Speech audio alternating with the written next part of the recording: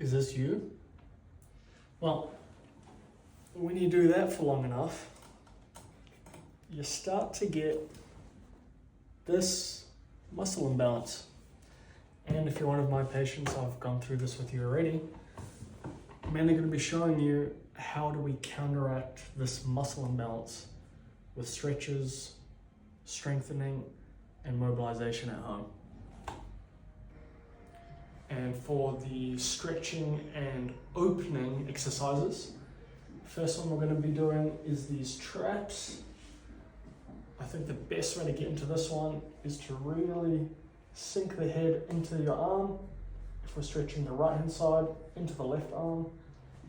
And in this way, you've got full control of the head with the arm, and you can safely bring that head down.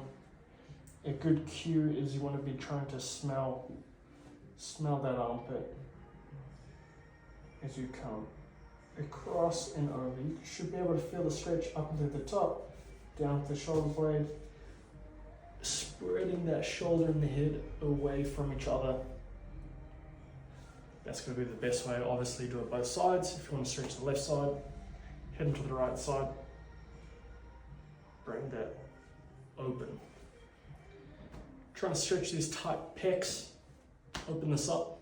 This is best done in a doorway, similar to the strengthening, where we do all the angles. Come up to a doorway, arms straight across, or start on the 45, and step through the doorway. Even, step through the doorway, 45, step through the doorway, and then straight above, step through the doorway. So kind of have your forearm or your hands on the doorway and step yourself through. So we start to open up and through here. Now for the low back, this one's pretty easy, on a bed, on a table, wherever you want to be. Same as when we adjust you on your side, letting that leg fall over. You're going to start to feel it in through here. If you bring this leg up a bit, you should feel it more into that low back. And just let that leg hang over and let gravity do the work, what it looks like from the other way. Here I'm feeling it here. Then I lift the leg up and turn more, and now I'm feeling it more into that low back. Nice and easy, straightforward one. Now, hip flexors. Everyone says you've got tight hip flexors. So, hip flexors are here, but they're also here and here. So, you can do your standard generic hip flexor stretch here, but then angle the leg inwards, and you can get a bit more on the inside.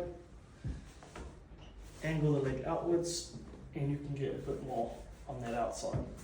So make sure you do the inside, middle, and outside of those hip flexors. Try and get all three. And for all the stretches, the most efficient way is as you're stretching, I'll use the door as an example, then you push back with the arm, contract, then release, let it go further. For the hip flexor, getting into the stretch, pushing the knee in, contracting the hip flexor, then relaxing it and getting further into the stretch. That is the most efficient way to stretch and open up those areas. Same with the neck, in through here, then push the head up against the arm, and then relax deeper into the stretch. Strengthening and activating. First one, for the front of the neck, just use your own arm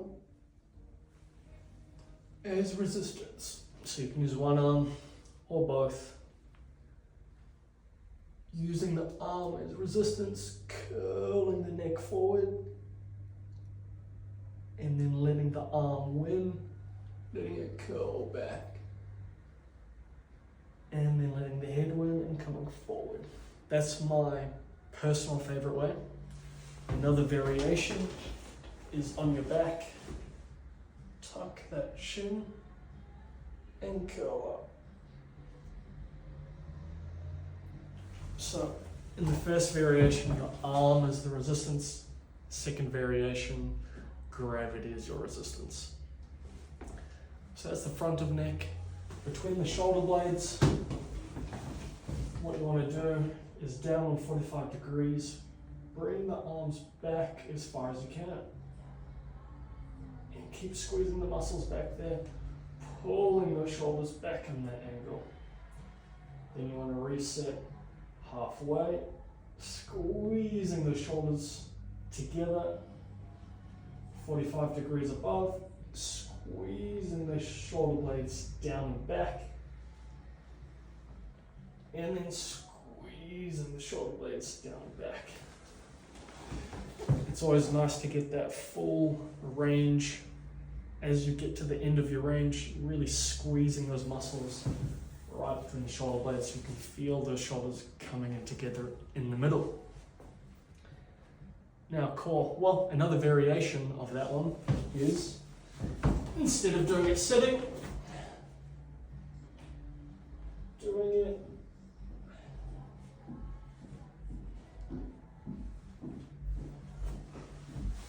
in the lying down position.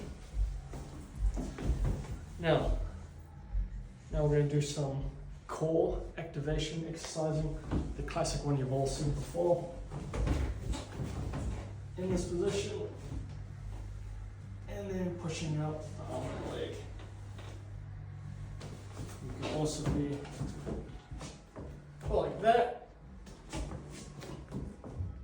as well. You can also reverse it. This one I think is called dead bug. And pretty similar.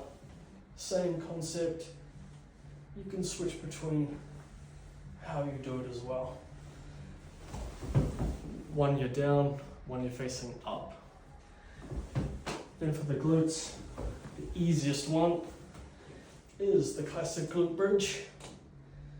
Here, I'm feeling a lot of quads, but if you really try to get this hip up and up and up, you'll have these firing like crazy.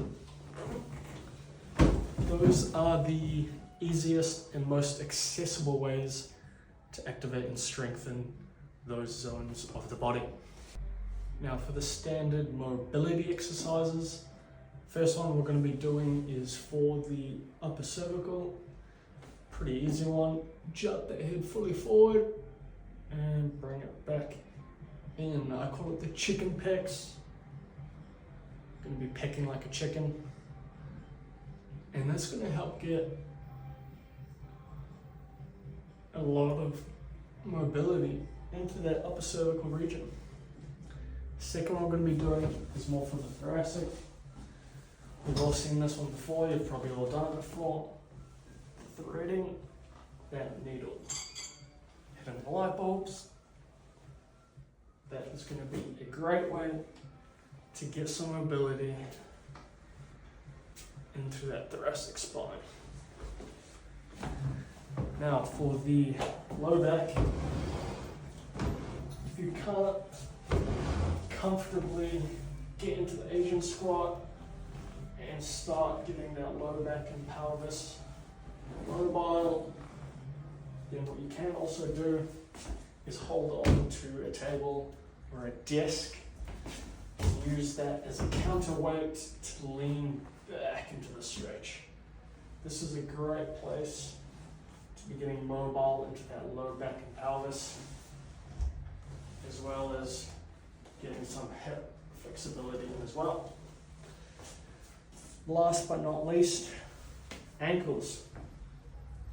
So you want all your weight on your supporting leg, other leg is loose, toe into that table, into the floor, sorry. Obviously without shoes on, but I'm wearing barefoot shoes, so it's good enough. Toes all the way forward, let it break all the way out. Down through the back, in the inside, then back up there. It's a simple ankle roll. The slower you do it and the more you think about opening up the ankle to all those directions, the better. Same thing from that other side. Now, if you've been wearing shoes most of your life, especially shoes that are not free for your foot to move like these, you have to be doing these.